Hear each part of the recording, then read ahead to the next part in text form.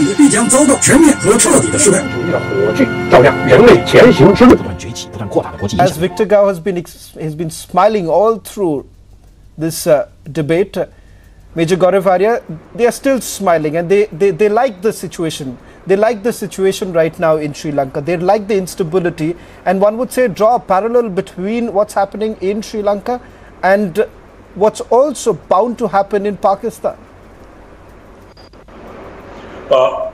Very well articulated, Shawan. The fact of the matter is that China gives loans, all these loans at very high interest rates, infrastructure projects that nobody needs. For example, in Sri Lanka, you have the Hambantota port.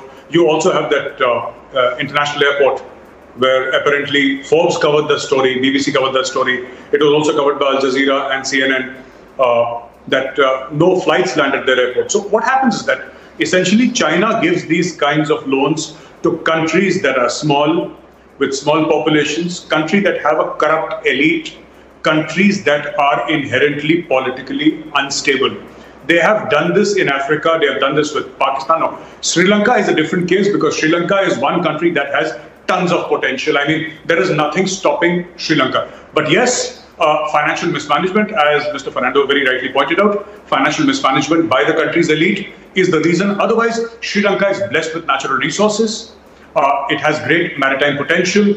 There is a lot of, fishery, a lot of tourism.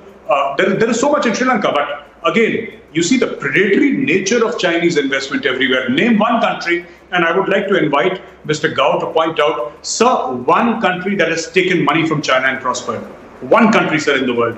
Africa, call it Nepal, Sri Lanka, and even Pakistan. Everything is going down the drain simply because the nature of the loans are like that. They are never meant to be repaid. Shawan, these loans are never meant to be repaid because they are taken at such high levels.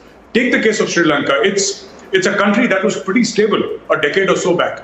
We would go to Sri Lanka, Indians would go to Sri Lanka and say, wow, what an amazing place. No longer. So obviously this is all man-made. The images that you're seeing, it is not because the Sri Lankans were not good enough. It is not because there was something wrong with Sri Lanka. It is because it is a man-made crisis. Of course, the corrupt elite and the mismanagement and the policies have a very big role to play, but so do Chinese investments. And these investments across the globe have done it. You're very right when you point out towards Pakistan. There is no way Pakistan can pay back Chinese money. Not that the Pakistanis intend paying back anybody's money.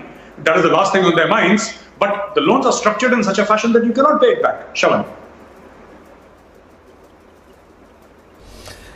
There is a reason behind it, Gaurav Arya, because China has preyed on Sri Lanka's economic vulnerabilities, loopholes and the corrupt practices for its political and economic calculations. But Victor Gao, straight question. You've heard Major Gaurav Arya putting it as succinctly as possible.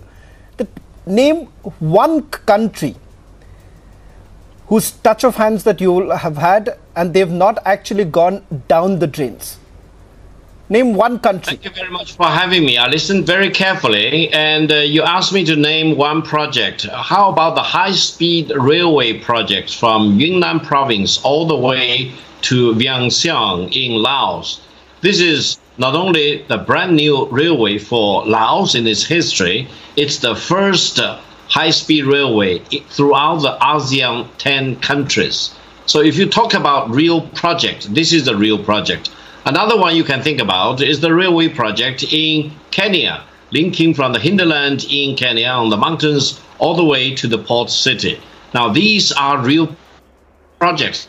Do some homework and dig out the information and do the research. Now, another thing, do you know who owns China the most amount of money? It's not Sri Lanka. It's not Pakistan. It's not any African countries. It's the United States. They own China more than $3 trillion US.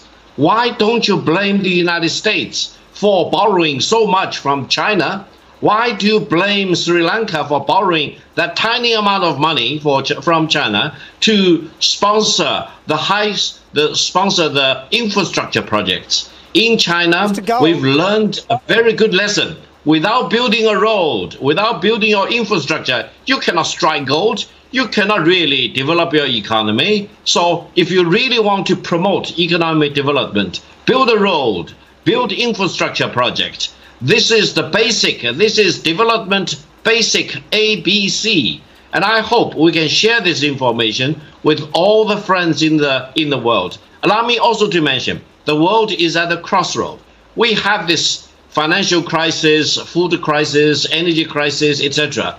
The real cause for the problem in Sri Lanka is the combination of all these major crises together and breaking Mr. Gao, the situation. I know